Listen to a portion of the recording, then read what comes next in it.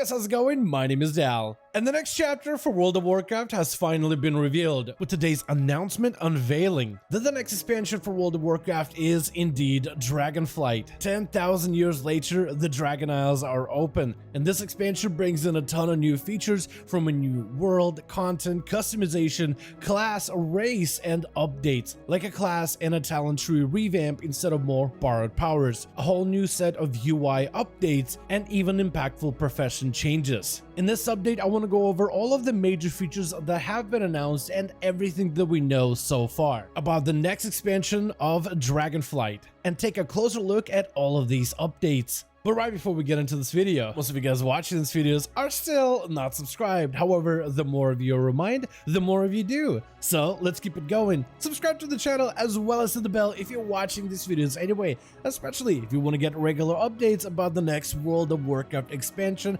of Dragonflight. Let's start off with the 5 zones of the Dragon Isles. First, we have the Waking Shores. In this introductory zone, we'll explore both the storylines of the Red Dragonflight, the Black Dragonflight, as well as our first enemy, the Jarradin. They have giants that are hostile to dragons native to the area. Then, the Green Plains of Honoran, housing a clan of centaurs that we may be able to befriend, the Green Dragonflight, as well as the Wild God Honora.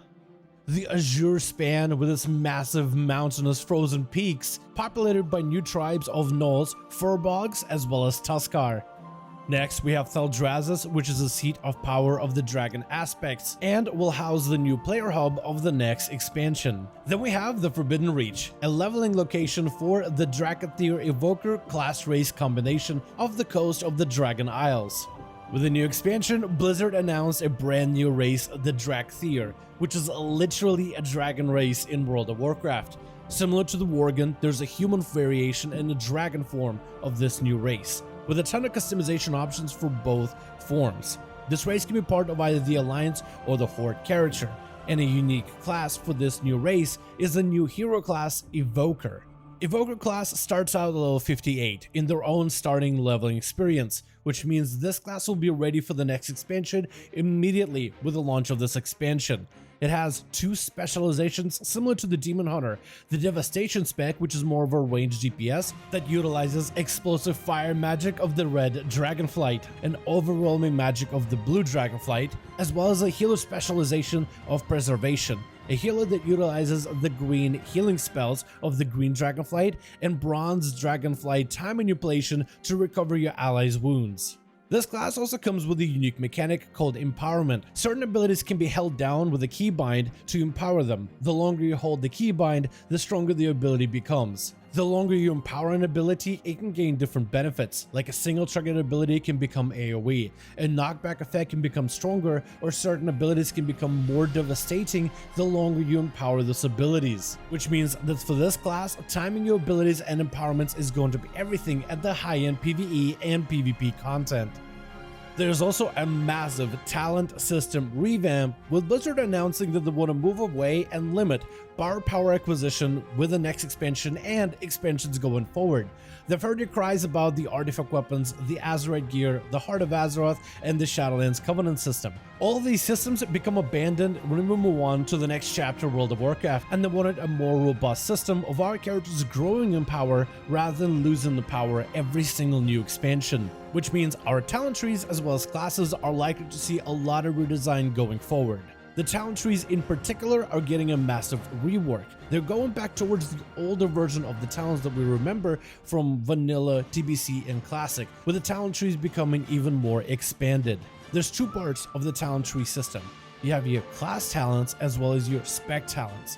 As you invest more points, you unlock powerful different bonuses depending whether you want to invest into the class abilities or spec-specific playstyles. In the announcement video, they mentioned that it might be possible to make our classes more hybrid than ever. Looking at the Restoration Druid talent tree, it might be possible to focus in on what the Druid class is all about, which is shapeshifting and maximizing the value of those shapeshift forms of the cat, bear, and even balance, for example, or to focus all of their attention into the healing magic that comes from the Restoration specialization. Taking an even closer look at some of the screenshots we have of the Restoration Druid talents, it seems that Restoration Druids might be getting the Night Fae ability Convoke as a talent option way deep into the Restoration talent tree.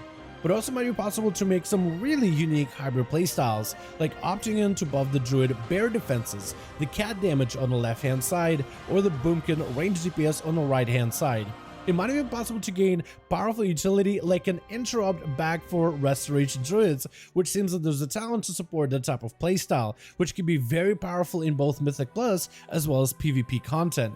There's also these side abilities of each talent tree, and it seems like the more points you invest into the tree, you can gain these side abilities, with the druid offering what looks like a battle res as well as stampeding roar, and the restoration druid side offering nature swiftness and tranquility. From the early on look, it looks like there's actually quite a lot of customization with how you can craft some of these talent builds. They also mentioned that if you want to save any of those builds for future, you'll be able to create different loadouts for different talents, so you can have a talent setup for Mythic Plus dungeons, one for arenas, and one for raids.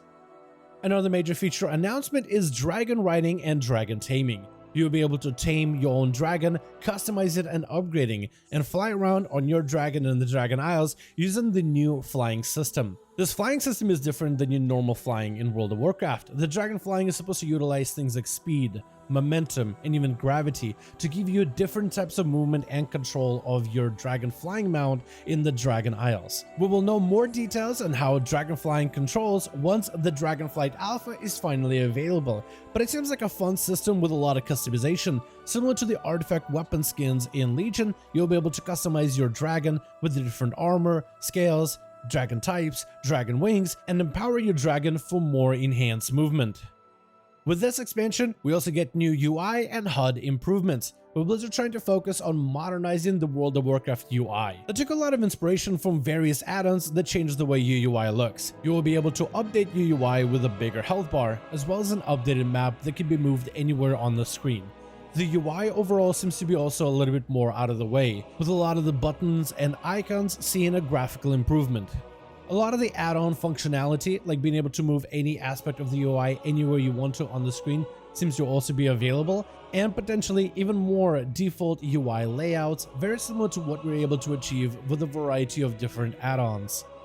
They also announced new profession system updates, with new work orders being added as part of the auction house, where players are able to place work orders on the auction house with their own resources or their own materials and have a crafter craft those items for them. There's also new crafting equipment that actually has a visual element to your character, with every single profession of leather worker, skinner, miner, jewel crafter, engineer all looking distinctly different with their own unique equipment. There's also new specialization systems for crafting professions, so one blacksmith may be able to specialize in armor, while another may be able to specialize in axes and weapons, which will further augment the strength and the value of their crafted items. They also added new crafting tables in the capital city, so all the crafters can find one another in one location.